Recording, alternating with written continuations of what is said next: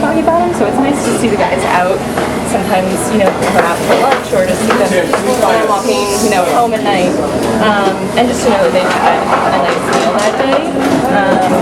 But otherwise they might not be so content. So it's a really nice feeling to see them out and know that you've helped their day, make it a little bit easier.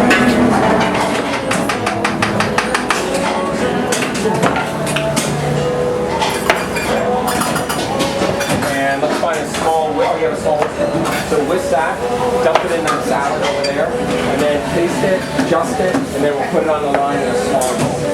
I essentially manage breakfast.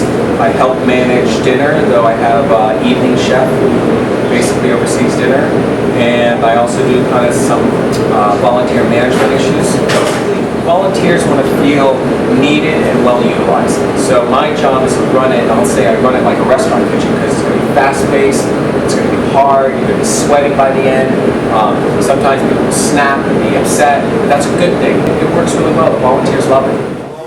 Come on up, 1 through 10. Good morning. Serve strawberries, no? How about potatoes? Good morning. This is great. What kind of eggs? Would you like strawberries? So at Miriam's Kitchen, our philosophy is that we want to use the hot, nutritious meal that we serve every morning and evening as a tool for offering effective case management services to the guests that come.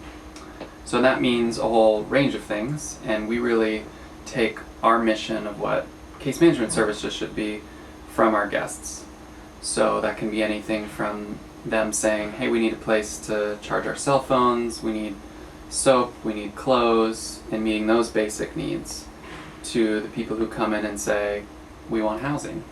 And then everything in between, like helping people find a job, helping them apply to health insurance, get Social Security benefits.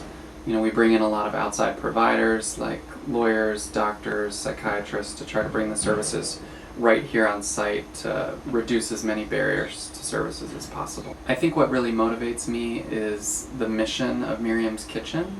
I really believe in what we're doing, and I believe that there shouldn't be anyone that's homeless for long periods of times like we see in Washington, D.C. and around the country.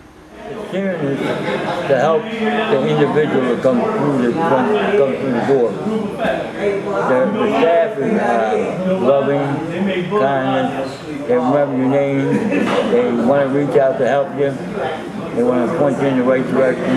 They're always willing to, from the sky on down to the lowest guy on the totem pole. They want to be there for you to help you move from point A of being homeless to point B to get in the housing or get whatever you need to get out of the situation you're in. One of the things that I think is great about Miriam's is because, again, that mix of funding is mostly private, that we have a really robust individual givers, individual donors, and that amounts to roughly 25% of our overall giving.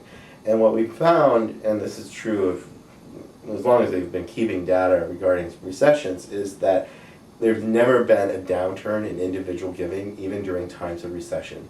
It may not grow as much as in other years, but it's never been a downturn.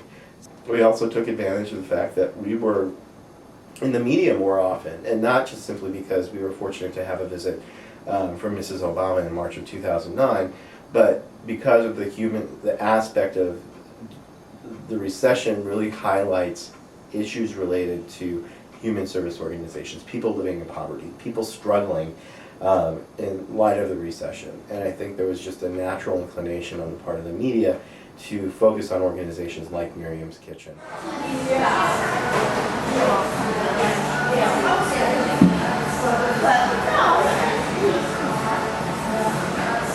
You know what I also like? I think it's very cool that a bunch of people who never met each other before can get together and fill a kitchen and make a kitchen work, just with a couple managers, and everything seems to, every night, every morning, things seem to come together.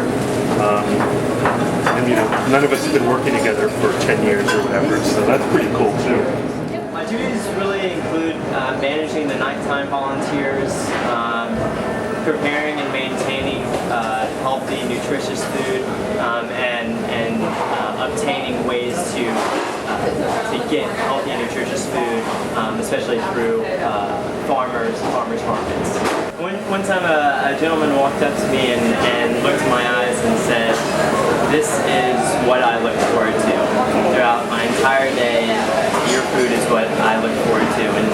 And there's really no better compliment than someone saying, during the course of my life, this is one thing I look forward to. Eating chicken pomodoro? There you go. Would you like the pasta? Are you eating chicken pomodoro? Yes. Would you like the pasta? Would you like chicken pomodoro, sir? I see a complete day as every single person getting a healthy, balanced meal, and that being at least the end of their day in community, in dinner community, and spending time with others and their friends, and that's really what Miriam's Kitchen is a community of people. The food brings them in, and the case managers help them through their troubles, but at the end of the day, it's all about the community and the bonding with others.